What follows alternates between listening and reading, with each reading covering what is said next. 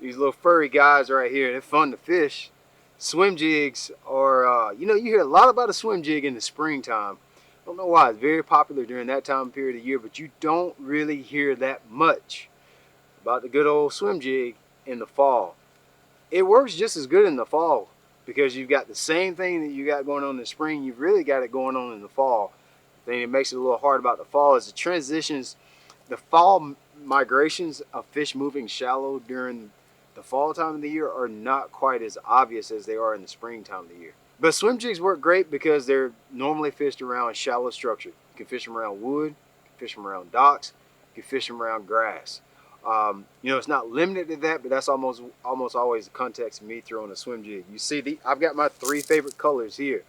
What I like about this, look, warning, this is going to be a short video because I like swim jigs because you don't have to really overthink this. It's the best thing I can tell you guys to do. You don't even have to have a true swim jig to swim jig. I know that probably messed some of y'all up. You're like, man, I got to have a packaging that says swim jig to throw a swim jig.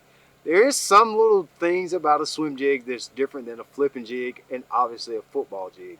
I'll talk to you a little bit about that in the video. But swimming a jig is more about the technique and what you're doing with the bait more than it is the style of jig it is. Okay?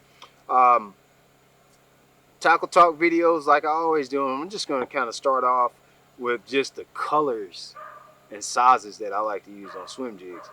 I almost always go with a 3/8 ounce. Now this is a Z-Man jig. This is one of the first swim jigs that they ever had. We actually don't make this one anymore. I'm sorry folks, so I know that doesn't do you any good, but I got a bunch of them, so I'm still using them. We do have the Z-Man Snake Eyes jig heads. There's a bunch of swim jigs out there that you guys can use that are good for swimming a jig.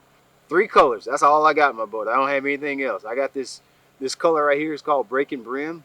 This sort of green pumpkin orange. Obviously that's going to be my brim representation. All right. I've got a white one for my shad representation. All right. And then I got a black and blue because if you throw black and blue, if you throw in a jig, black and blue just seems to always work. 3 colors I got: dark water, stain water, shad colored deal.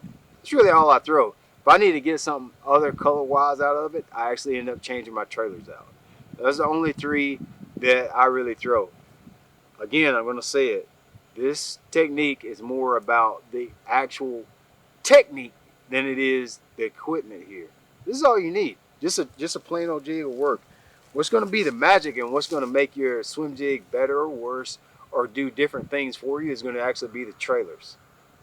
I've got 2 different style trailers that I like to use. One's going to be a swim bait trailer, just like that one right there. All right, just a paddle tail or boot tail swim bait. And I like to use a Craw. The way you use the 2 different baits can be a little different. There's my Craw trailer right there.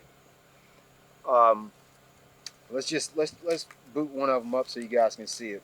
I normally use the Craw trailer when I'm popping the rod tip. I'll throw it out in my grass, throw it over my wood, whatever the case may be, and I'm popping the rod tip, keeping it up. What I like about this technique is almost as good as fishing a topwater because the bites are visual. You're watching your bait go back to the boat. I got this little saying, like if I'm in practice and I can't catch a fish, I'll just start throwing a swim jig. I'll pick it up and I'll find something somewhere in a creek or on the main lake to swim a jig around because at least I'm having fun because I'm watching that bait come back to the boat, and when one strikes it, it's exciting. It's just as good as fishing a topwater. So when I want to keep it up high like that, where it's a visual presentation, I like to use the Craw bait. For obvious reasons, got more resistance on it. When I throw it out, I can keep it up above the surface. I'm just going to rig it on just like I would any other trailer. This is a Z-Man Turbo Craws is what I'm using here. This color is Mudbug. You can use whatever color you want. I love mismatching trailers on my jigs. You can use black and blue. You can use any kind of green pumpkin. You can use chartreuse on this, shads or whatever. Now, when I'm fishing it around grass, hydrilla, submerged, anytime I'm trying to fish it around submerged grass, I'm almost always going to go with the diesel minnows or the minnows. The diesel minnows is just a 4-inch plastic swim bait. That's all it is. Well, I'll do the same thing with this guy. Just rig him up just normal. This dude is so simple. There's nothing fancy I got to tell you about how to fish a swim jig. The biggest thing for you guys to do is to get it out, tie it on, get some confidence in it, catch you a couple fish.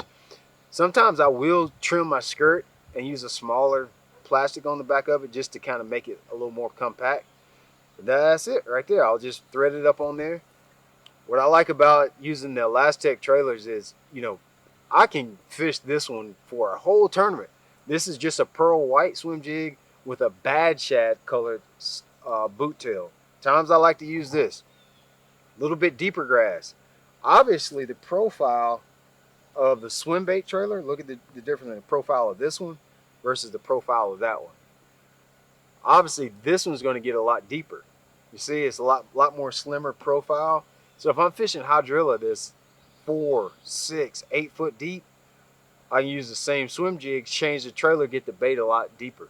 See how that works? That's why I only have one size swim jig, because I can change the trailers and make the bait manipulate what the bait does and do a totally different thing. Throw it out, and this is going to be something I'll throw it out in the grass, and I'm just going to slowly wind it back. No rod tip manipulation or nothing. It's just like fishing a crankbait. Just steady reel it back. Don't really do anything to it. That seems to work best in hydrilla. Thicker grass, even fishing around lily pads, switch up the colors. You got to just try the colors and see what works best for the day. I only have these 3. I keep greens, browns, whites, black, and blues. I swap out my trailers for the situation. I'm fishing in deeper grass or around lily pads because it's harder to kind of work the bait around lily pads. You're really just kind of winding and letting it fall in the holes in the pads. I like the swim bait boot tail. But if I'm fishing it in around water willow, or what we call bank grass, around wood, around docks, usually this is going to be a presentation to use. Don't forget about the swim jig in the fall time of the year. It still catches them. You just don't hear many people talking about it.